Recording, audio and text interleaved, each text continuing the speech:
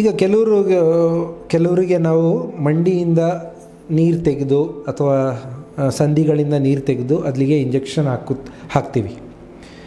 ಇದು ಅಲ್ಟ್ರಾಸೌಂಡ್ ಮೂಲಕ ನೋಡ್ಕೊಂಡು ಮಾಡ್ತೀವಿ. ಸಾಧಾರಣವಾಗಿ ಅಲ್ಟ್ರಾಸೌಂಡ್ ಮೂಲಕ ಎಲ್ಲಿ ಸ್ಕ್ಯಾನ್ ನೋಡಿಕೊಂಡು ಎಲ್ಲಿ ಊತ ಇದೆ ಅಂತ ನೋಡಿ ಅಲ್ಲಿಗಷ್ಟೇ ಹಾಕ್ತೀವಿ.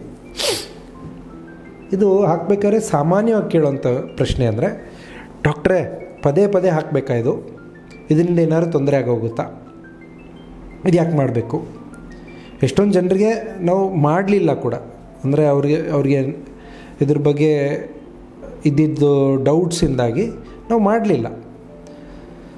ಸೊ ಮುಖ್ಯವಾಗಿ ಏನು ತಿಳ್ಕೊಳ್ಳೋ ಅಂದರೆ, ನಮ್ಮ ಎಲ್ಲರ ಸಂಧಿಯಲ್ಲೂ ಸ್ವಲ್ಪ ನೀರಿರುತ್ತೆ. ಎಲ್ಲ ಜಾಯಿಂಟ್ಸಲ್ಲೂ ಮಂಡಿ ಆಯಿತು ಎಲ್ಲಿಗಾದರೂ ನೀರಿರುತ್ತೆ. ಇದಕ್ಕೆ ಸೈನೋವಿಯಲ್ ಫ್ಲೂಯಿಡ್ ಅಂತೀವಿ. ಇದು ಯಾವುದೋ ಒಂದು ಕಾರಣದಿಂದ ಜಾಸ್ತಿ ಆಗೋಕ್ಕೆ ಶುರುವಾಗುತ್ತೆ ಕೆಲವರಲ್ಲಿ. ಈ ರೀತಿ ಜಾಸ್ತಿ ಆದಾಗ, ಈ ಮಂಡಿಯಲ್ಲಿ ನೀರು ಜಾಸ್ತಿ ಆದಾಗ ಇದು ಮಂಡಿ ಊತದ ಮೂಲಕ ಕಾಣಿಸ್ಕೊಳ್ಳುತ್ತೆ. ಈಗ ಕೆಲವ್ರು ಕೇಳಿದ್ದಾರೆ, ಇದು ಎಲ್ಲಿಂದ ನೀರು ಬಂತು, ನಾನು ನೀರಲ್ಲಿ ಕೆಲಸ ಮಾಡೋದ್ರಿಂದ ಬಂತಾ ಅಂತ. ಅಲ್ಲ, ಇದು ಮಂಡಿಯಲ್ಲೇ ಉತ್ಪನ್ನ ಆಗುವಂಥದ್ದು. ಮಂಡಿಯಲ್ಲಿ ಒಂದು ಉರಿಯೂತ ಇರುತ್ತೆ ಅಥವಾ ಮಂಡಿ ಚಿಪ್ಪು ಉಜ್ತಾ ಇರುತ್ತೆ. ಮಂಡಿಯಲ್ಲಿ ಉರಿಯೂತದಿಂದ ಉತ್ಪನ್ನ ಆಗುವಂಥ ಒಂದು ಊತ ಇದು ಹೊರಗಡೆಯಿಂದ ಬರ್ತಾಯಿಲ್ಲ. ನೀವು ನೀರು ಕುಡಿಯೋದ್ರಿಂದನೋ ಅಥವಾ ನೀರಲ್ಲಿ ಕೆಲಸ ಮಾಡೋದ್ರಿಂದನೂ ಬರ್ತಾಯಿಲ್ಲ. ಇದು ಈ ರೀತಿ ದಪ್ಪ ಆದಾಗ, ಈ ರೀತಿ ತುಂಬಿಕೊಂಡಾಗ ಮಂಡಿ ಅಲ್ಲಿ ನೋವು ಜಾಸ್ತಿ ಆಗುತ್ತೆ. ಆಮೇಲೆ ಆ ಮಂಡಿಲಿರೋ ಪ್ರೆಷರು ಜಾಸ್ತಿ ಆಗುತ್ತೆ. ಈ ಥರ ಜಾಸ್ತಿ ಆದಾಗ ಅದೇನು ಮಾಡುತ್ತೆ, ಆ ನೀರಿನ ಅಂಶದಲ್ಲಿ ಹಲವಾರು ಸೆಲ್ಸ್ ಇರುತ್ತೆ, ಅಂದರೆ ನಮ್ಮ ಬಿಳಿ ರಕ್ತ ಕಣಗಳಿರುತ್ತೆ. ಅದು ಹೋಗಿ ಕಾರ್ಟಿಲೇಜ್ನ ಹಾಳು ಮಾಡೋಕ್ಕೆ ಶುರು ಮಾಡುತ್ತೆ. ಸೊ ಯಾರಿಗಾದರೂ ತುಂಬ ಊತ ಇತ್ತು, ನಡೆಯೋಕ್ಕೆ ಆಗ್ತಿಲ್ಲ ಅಂದಾಗ ರುಮೆಟಾಲಜಿಸ್ಟ್ ಅಥವಾ ಆರ್ಥೋಪೆಡಿಷನ್ಸ್ ಕೂಡ ಮಾಡ್ತಾರೆ ಕೆಲವು ಸತಿ. ಯಾಕೆ ನೀರನ್ನ ತೆಗಿತಾರೆ ಅಂದರೆ, ಒಂದು ಅಟ್ಲೀಸ್ಟ್ ಯಾರಿಗಲ್ಲಿ ಊತ ಇದೆಯೋ ಅವ್ರಿಗೆ ಸ್ವಲ್ಪ ಸಮಾಧಾನ ಸಿಗಲಿ, ಆ ಪ್ರೆಷರ್ ಕಡಿಮೆ ಆದಾಗ ಸಮಾಧಾನ ಸಿಗುತ್ತೆ ಒಂದು. ಎರಡನೇದು ಮುಖ್ಯವಾದ ಅಂಶ ಅಂದರೆ, ಇದು ಯಾವ ಥರ ನೀರಿದೆ ಅಂತ ನೋಡ್ಬೋದು. ನೀರಲ್ಲಿ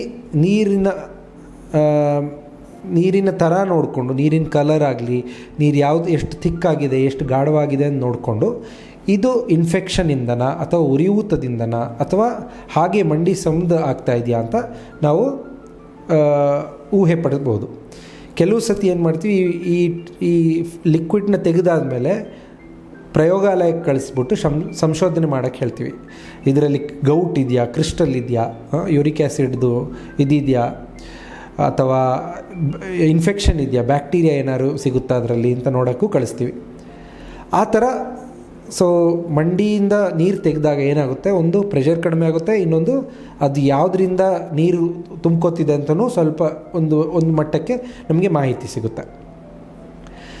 ಸೊ ಈ ಥರ ಇದ್ದಾಗ ಕೆಲವ್ರಿಗೆ ಇದು ಉರಿಯೂತದಿಂದನೇ ಆಗ್ತಾ ಇದೆ ಅಂತ ಡಾಕ್ಟ್ರಿಗೆ ಖಚಿತವಾದಾಗ ಅದರೊಳಗಡೆ ಕೆಲವರು ಸ್ಟಿರಾಯ್ಡ್ ಇಂಜೆಕ್ಷನ್ ಹಾಕ್ತಾರೆ.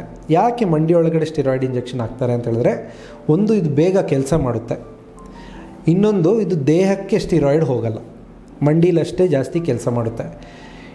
ಈಗ ಸ್ಟಿರಾಯ್ಡ್ ಮಂಡಿಲಷ್ಟೇ ಕೆಲಸ ಮಾಡೋದ್ರಿಂದ ಅಲ್ಲಿ ತಕ್ಷಣ ರಿಲೀಫ್ ಸಿಗುತ್ತೆ, ದೇಹಕ್ಕೆ ಸೈಡ್ ಎಫೆಕ್ಟ್ ಬರಲ್ಲ, ಸ್ಟಿರಾಯ್ಡ್ ದೇಹದೊಳಗಡೆ ನುಗ್ಗಲ್ಲ. ಆ ಥರ ಇದ್ದಾಗ ಇವರಿಗೆ ಸೈಡ್ ಎಫೆಕ್ಟು ಕಡಿಮೆ, ಎಫೆಕ್ಟು ಬೇಗ. ಕೆಲವರಿಗೆ ಕೆಲವೊಂದು ನಂಬಿಕೆಗಳಿರ್ತವೆ, ಅಂದರೆ ಮತ್ತೆ ಬರುತ್ತಾ ಮಂಡಿಲಿ ನೀರು, ಇಲ್ಲ, ಅದು ಯಾವ ಕಾಯಿಲೆಯಿಂದ ಬರ್ತಿದೆ ಅದನ್ನ ಟ್ರೀಟ್ಮೆಂಟ್ ಶುರು ಮಾಡಿಬಿಟ್ರೆ, ಇಂಜೆಕ್ಷನ್ ಹಾಕೋದ್ರ ಜೊತೆ ಅಥವಾ ಮಂಡಿಯಿಂದ ನೀರು ತೆಗೆಯೋದ್ರ ಜೊತೆ ಈ ಕಾಯಿಲೆ ಟ್ರೀಟ್ಮೆಂಟ್ ಕೂಡ ಶುರು ಮಾಡಿಬಿಟ್ರೆ ಸಾಧಾರಣವಾಗಿ ಮಂಡೀಲಿ ಪದೇ ನೀರು ಬರಲ್ಲ. ಈ ಸೂಜಿ ಹೋಗಿ ಅಲ್ಲಿ ಚುಚ್ಚಿ ಏನಾದ್ರು ಹಾಳು ಮಾಡುತ್ತಾ ಅಂತ ಕೇಳ್ತಾರೆ. ಇಲ್ಲ, ಅದಕ್ಕೆ ನಾವು ಅಲ್ಟ್ರಾಸೌಂಡಲ್ಲಿ ನೋಡಿಕೊಂಡು ಮಾಡೋದು. ಬರೀ ನೋಡ್ಕೊಳ್ಳೋದೇ ಮಾಡೋದು ಇವಾಗ ಬಹಳ ಕಡಿಮೆ ಆಗೋಗಿದೆ. ಆಮೇಲೆ ಒಂದ್ಸಲಿ ಇಂಜೆಕ್ಷನ್ ಹಾಕಿದ್ರೆ ಪದೇ ಹಾಕಬೇಕಾ ಡಾಕ್ಟ್ರೆ ಅಂತ, ಇದಂತೂ ತುಂಬ ಸಾಮಾನ್ಯವಾಗಿ ಕೇಳ್ತಾರೆ.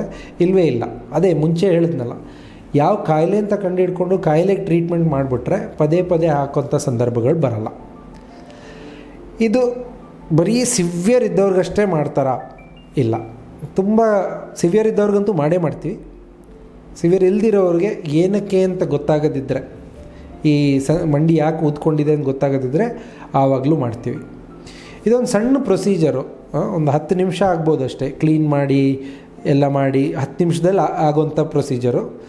ಇದು ಬಹಳ ಕರೆಕ್ಟಾಗಿ ಮಾಡಿದ್ರೆ ಏನೂ ತೊಂದರೆಗಳಾಗಲ್ಲ ಇದರಿಂದ. ಬಹಳ ರೇರಾಗಿ ಏನಾದ್ರು ಒಂದು ಇನ್ಫೆಕ್ಷನ್ ಆಗ್ಬೋದು. ಅದು ಬಹುಶಃ ಲಕ್ಷದಲ್ಲಿ ಒಬ್ರಿಗೆ ಆಗುತ್ತೆ ಅಷ್ಟೇ. ಸೊ ಆ ಥರ ನೋಡಿದ್ರೆ ಈ ಮಂಡಿಯಿಂದ ನೀರು ತೆಗೆಯೋದು, ಮಂಡಿಗೆ ಇಂಜೆಕ್ಷನ್ ಹಾಕೋದು ಒಂಥರ ಸೇಫ್ ಆಗಿರೋಂಥ ಒಂದು ಪ್ರೊಸೀಜರ್.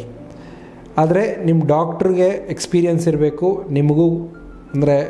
ನಿಮಗೂ ಅದಕ್ಕೆ ಒಪ್ಪಿಗೆ ಇರಬೇಕು. ಆಮೇಲೆ ನಿಮ್ಗೆ ಬೇರೆ ಥರ ಏನಾದರೂ ಕಾಯಿಲೆಗಳಿಲ್ಲ ಅಂತಲೂ ಖಚಿತಪಡಿಸ್ಕೋಬೇಕು.